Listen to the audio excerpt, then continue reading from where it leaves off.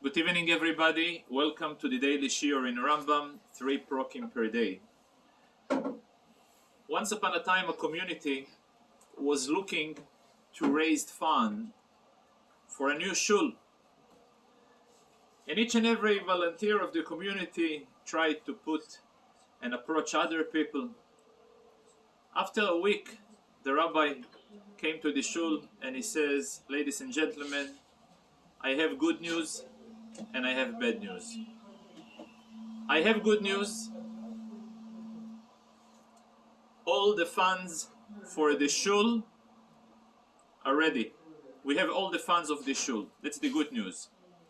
The bad news that those funds are in your pocket. The bad news that those funds are in your pocket." I'm saying it because today's topic of the first chapter in Rambam is about a shul. Each and every community that they have 10 people, they must have a synagogue in order to gather to pray.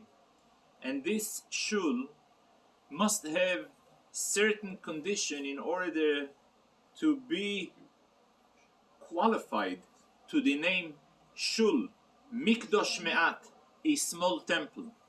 For example, ideally the building should be raised above all the size of all other buildings in the town. There is another requirement in the shul that as a respect, a person should not use the shul as a corridor in order to make a shortcut to get quicker to a destination. A shul always needs continuously to be cleaned. A shul must have also a certain structure where the Aron HaKodesh is at the front, the Bima is at the center. All the type of a shul also cannot be turned to in other words, a shul needs to be respected and depends also where the shul is located, whether it is located in a big city or in a village. If it's a shul located in a village, the designation of the shul must be permanent as a shul. If the synagogue happens to be located in a village, it can be sold, it can be gifted, but it cannot be used as a collateral for a loan. It's a very interesting halacha that has to do with the shul. A shul cannot also be demolished for the purpose of renovation unless another shul is there before the demolishing of the first one. It is interesting to note that all those special treatments that a shul must be treated and all the rules that are limiting and regulating the process of renovation, demolishing, and so on, they are taken from the Talmud in the tractate of Bobbe Basra, where the Talmud describes the history of the Second Temple. Everybody heard about the Binyan Hurdus, the Second Temple, which were later upgraded by the King Harold Hurdus. He initially was a servant of the dynasty of the Hashmonaim. We're celebrating Hanukkah, the victory of the Hashmonaim. But unfortunately, the end of the family Hashmonaim was quite tragic. Because though he was a servant, but at a certain point he rebelled against his master and he slaughtered his entire family and he appointed himself as king. And part of his plan that unfortunately he succeeded, he went ahead and slaughtered most of the Jewish scholars and sages and he left only one scholar by the name of Baba ben Buta. And one day he appeared to him incognito, because he was doubting whether it was right for him to go and exterminate and kill, murder all the rabbis. And he says, have you seen? He came to him incognito and he tells to the rabbi, although he was blind, he says, have you seen this terrible slave that after he was a slave, he took rebellion against his master and appointed himself as a king? And he says, the rabbi, Baba ben Buta, he quoted him a verse from the Tanakh.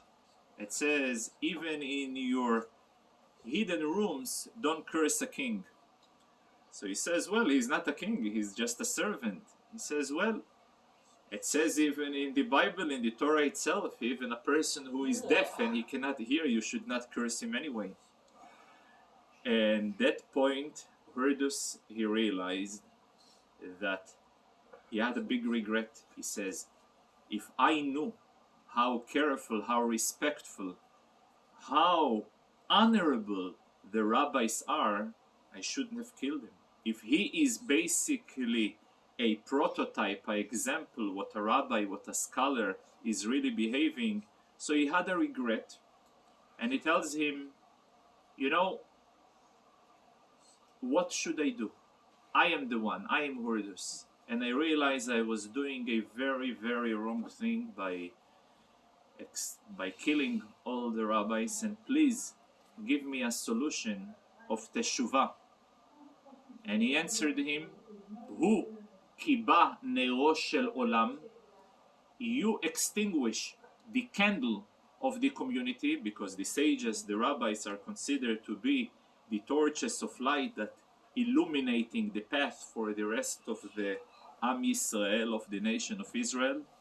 So your tikkun, your solution will be to ignite Oro Shel Olam, to go and renovate and upgrade the temple. And he invested over there unbelievable effort and resources, to such an extent that our rabbi is telling us, Mi shelo ra'a binyan Herdus, anyone who haven't seen, witnessed the building that Herdus upgraded, lo ra'a binyan na'em yamav. He never experienced a beautiful building of his life. So in that part in the Talmud that discussing the Herdus and his house, say discussing also all those halachot of the prohibition to demolish a shul before you have an alternative shul in order to operate.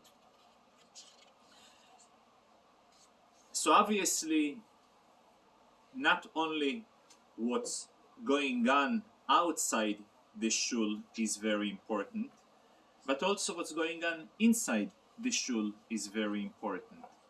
For example, part of the prohibitions that is forbidden to have in a shul, though later on it was modified, and I will explain. For example, given the fact that a shul is designated for prayer and study, so originally the idea of having meals in a shul was forbidden. However, if those Talmidei Chachamim, people who are in the process of study Torah, that their shul is their own home, so therefore they are allowed. Given today, every person is being considered for that inyan like a Talmid Chacham, although he may not accumulate the sufficient knowledge to be considered Talmid Chacham in the expectation and according to the criteria of the Talmud, but nevertheless, shul is his real home. Which reminds me a story of Rabbi Yonason Eibshitz. He is known one of the greatest scholars, that he had lots of interaction with different priests, kings, that always have challenged him about their Jewish lifestyle and shuls and culture in comparison to other religions. So one of the priests have asked him, how is it by us in the churches everything is so organized, clean and perfectly, and by you when I'm entering your shul is so much noisy and not the most clean at all the time. So he says to him like this: when a person goes to guest to another person, he is very, very well dressed, very well official, make sure to express himself according to order. But in his own home, a person, he may not be the most official, he is more cash because this is his own home. So by us, Jews, shul, Beis Medrash is our own home. This is our primary home. As a primary home, we may, sometimes not be as organized, as orchestrated, but for that reason, shuls looking like shuls.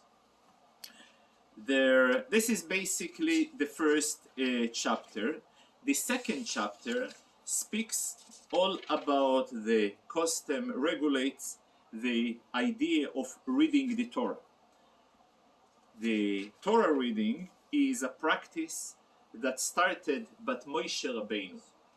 He instituted that a Jew should never go 3 days without Torah. It says when the Jews were in the desert, they went 3 days in the desert without any water. And on the third day they found water. The Torah is compared to the water, and for that reason, no 3 days without spiritual water should pass by without reading the Torah.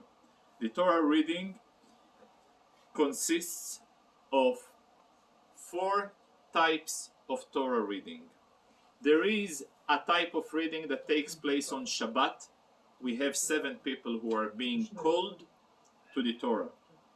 There is Yom Kippur once a year. We have 6 people called to the Torah. We have Yom Tov. We have 5 people called to the Torah. Rosh Chodesh, we have 4 people called to the Torah. On a regular Monday and Thursday and Sabbath afternoon, 3 people called to the Torah. Reason. It says about Achashverosh, Shiv'at ro'eh pnei hamelech hayoshvim rishona b'malchut. He had 7 advisors who were basically orchestrating and running his entire kingdom. In order to combat the kingdom of Achashverosh that represents the other side, the proper energy is the energy of the 7 Kurim that comes on Shabbat. Shabbat is the holiest day of the calendar. Yom Kippur is 1 level below. Yom Tov is 1 level below Yom Kippur. For that reason, we have 5. Rosh Chodesh is slightly lower than Yom Tov because Rosh Chodesh is mutar be'asiyat melacha, but yet we have a korban musaf. On the other hand, when it comes to Yom Sheni v'Chamishi, Yemei Hashuk, so it is even doesn't have a musaf, so for that reason we have 3 people. Always it is also the procedure of how a person is being called to the Torah, the blessings that he needs to say before and after. It reminds me a joke that once upon a time, I remember when we were a child, he used to be a politician in Israel, and people remember, maybe it was even true, he was called once to a shul, but since he was not really educated, he was an Israeli politician, but he was not educated in Torah, and he was called to the Torah in the name Ya'amod Ephraim Ben. Ben means son, but in Hebrew Ben means also in the age. But Ben, he says Ben 55. He is 55. Everybody screams, Abba, Abba. Abba, 75. He comes to the Torah and he starts Baruch Hu et Hashem Amvorach, and everybody helps him ברוך השם המבורך לעולם ועד, and it says here is Hebrew, says, אני יכול לבד, אני לא צריך עזרה. I'm able to do it with my own, but I don't need עזרה. So the idea is, again, that each and every person should have an aliyah LaTorah on the conclusion of the Kriya on Shabbat and Yom Tov and Yom Kippurim. We have Haftarah, where the final individual, he is reciting passages from the Navi, from the prophets. Why do we do it? Because it was a time when anti-Semites have introduced a decree and they made the Torah reading entirely forbidden. So therefore, Jews and the rabbis instituted an alternative for this particular harsh time. They took from the Nevi'im, from the prophets, those parts that echoing, reflecting the same content, a similar content of the parasha, and given the fact that in the Kriyat Torah we have 7 people, and each and every person must read a minimum of 3 passages. So if you're taking 3 multiplied by 7, you have 21. So for that reason, even though, thank God, the decree of the anti-Semites annulled and void, yet the custom of reading 21 passages as a minimum in the part of the Haftorah still continues. And if you will notice, the amount of passages that are being read in the Haftarah always amounts to not less than 21. More, no problem, but the idea of...